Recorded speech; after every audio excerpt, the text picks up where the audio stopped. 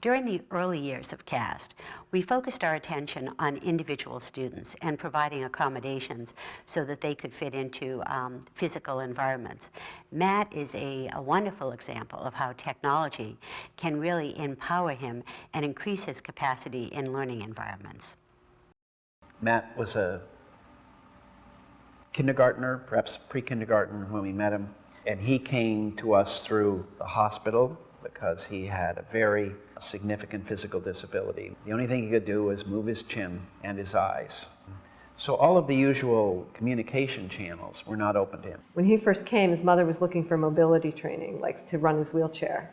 And in order to do that, we had to figure out how to attach a switch to his chin. We attached it to fake eyeglasses so that he could have something that looked fairly normal, and the switch was under his chin, and he could click it. And then that opened up everything because he had something to express with. And so once he had learned these basic things, then we started thinking, okay, well, how about the learning side? And I actually worked with him when he first came, and at that time, there wasn't eye movement stuff where you could look at a letter and choose it.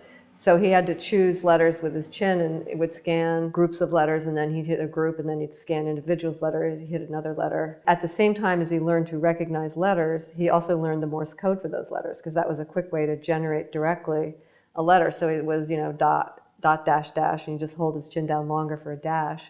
And so obviously it was clear that this kid was super bright. Then we had to remake the usual early education assessments, put them on the computer so Matt could do them with his chin, so we could actually get an IQ score. We weren't advocates of IQ scores, we didn't really like them, but we needed something to indicate to the school that this kid could actually go to school and we should have educational expectations for him. Matt took it with his chin, scored significantly above average, and it was not a surprise to his mother, who always thought he was bright inside, but it was the kind of clear indicant that a school couldn't ignore.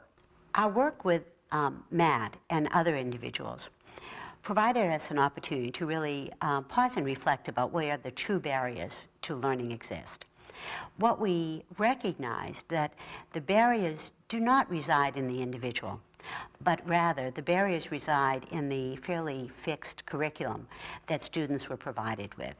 So that was a benchmark in our history because it gave us the opportunity to shift our focus from the individual to really thinking about the curriculum with the goal of thinking about removing barriers so that all individuals could achieve the learning goals.